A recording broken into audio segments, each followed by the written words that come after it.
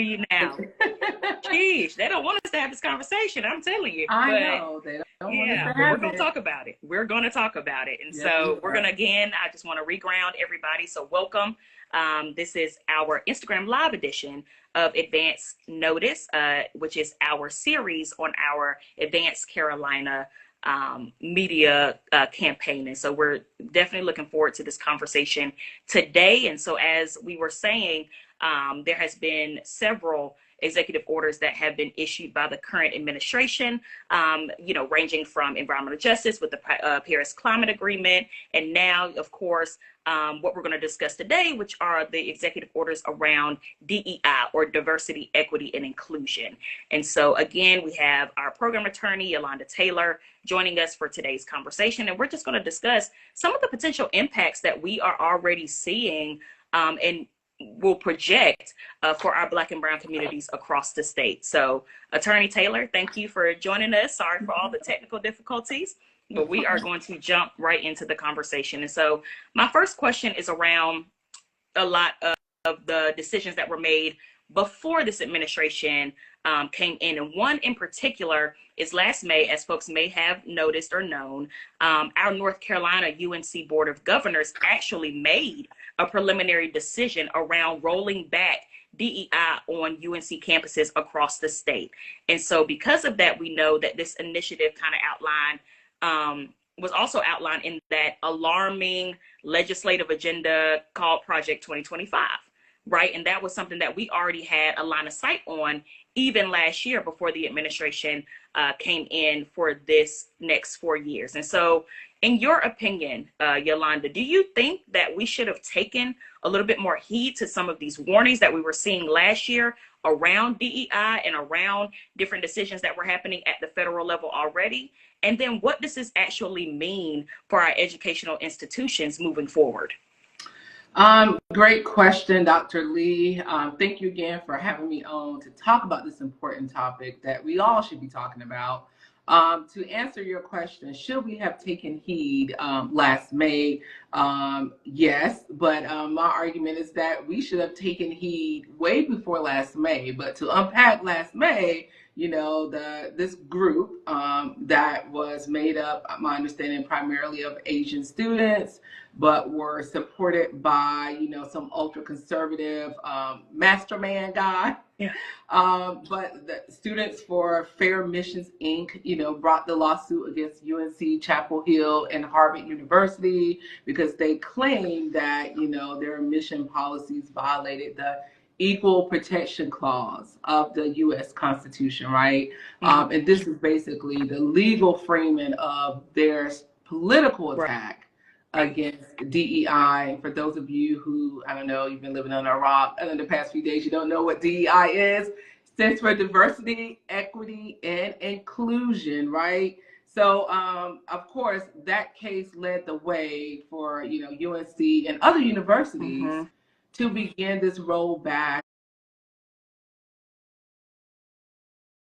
of DEI, or AKA affirmative action, is what it's called at the higher institution level. So, yes, we should have been taking heed, but I think a lot of us just felt helpless, right?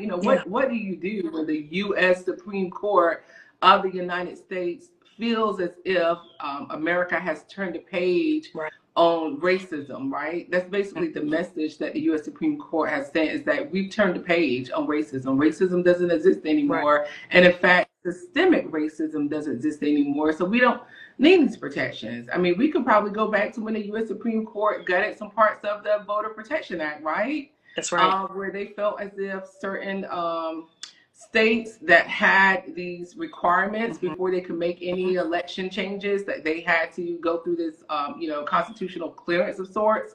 North Carolina was one of them. As soon as they got it, the Voter Rights Protection Act, North Carolina and other states started with racial gerrymandering and doing everything else they can with voter ID and everything else they could to limit the rights of, Black people and non-white racial groups, but especially Black people, right?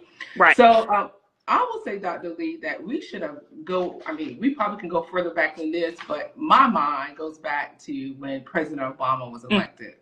Mm-hmm. If you don't mind me sharing a little bit about that, but when he was elected, we for one moment thought we were living in a post-racial That's right. society. We Right. felt we were living in utopia, right? We felt that, wow, we didn't just elect him, the world elected him. We thought the world elected him, Yeah. but we soon found out that there was a group of people, mostly, angry. I want to say mostly white, mostly maybe low income, modest income white people who did not share our sentiments. Now, we had a lot of white people of different races that did elect President Obama, but we failed to realize that there was this brewing Right. backlash under the carpet, so to say. I witnessed it just days after he was elected. I was driving out to Eastern North Carolina. A pickup truck just sped past me and got in front of me, and on the back of the tailgate was Obama written in acronym form, Mm-hmm. O.B.A.M, A, and underneath there he spelled out what it meant, and it was one big ass mistake, America. Yeah. This, Yeah. days after he was elected. Right. So I knew then, my disappointment just fell over me because we were all joyous, right? We were just so, Right.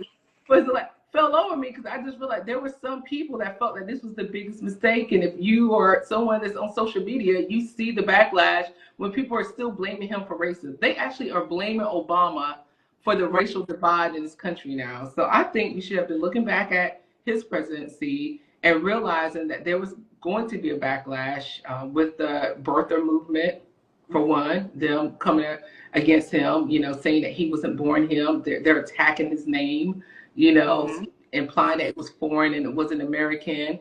Then, after the birther movement, we also saw the Tea Party was still, growing, Right. and it's like ultra white conservatism and their voices being elevated, against traditional Republicans. And then critical race theory during COVID, Yep. that was a sign. Critical race theory, I'm a board member of a charter school, and there were parents coming to our board meetings every meeting asking us during the pandemic, were we teaching critical race theory at the K through 8 level? Because that's what my school is, K through 8 level. So, Yeah. that was a sign. Then we saw organizations like Moms for Liberty, conservative Mm-hmm. moms, organizing, going to our local county, board of education meetings, coming to the charter school board, Yeah. board meetings, just basically pushing their agenda, which I always felt was some type of national blueprint, Mm-hmm. right? Like, how are these like moms? Like, how did they all of a sudden get energized? Like, they got Right. organized and they seem sophisticated. And then we had the Parents' Bill of Rights, Mm-hmm. the tax, the bans on books. I mean, there were just so many signs, and now we're here. Like, Right. now we're here where they've succeeded, and I think a lot of us are still in shock and awe. They've succeeded in electing a president that they feel is going to keep his campaign promises and undo DEI, and that's exactly what we're seeing, Dr. Lee. Day one and day two, and ever since then, it's been a whirlwind. Okay. Absolutely. And I think you raised so many good points when you were talking about how this trajectory was already brewing for years to come. And what can sometimes happen is we get focused on like, oh, we had one small win or we were able to accomplish this. And I think that's what, some of the references you made around the Obama presidency, that's kind of what that mirrors. It's like, okay, we have this highlight moment. However, the moment has nothing to do with what is actually brewing under the surface. And so there were a lot of things that were able to be swept under the rug or ignored because, again, we're thinking, okay, we've moved to a certain level or point in society where we don't have all of the concerns that we may have once had previously, but that was not the case. It was just a matter of they weren't presented to us as much during that time, but the origin and the core was still present.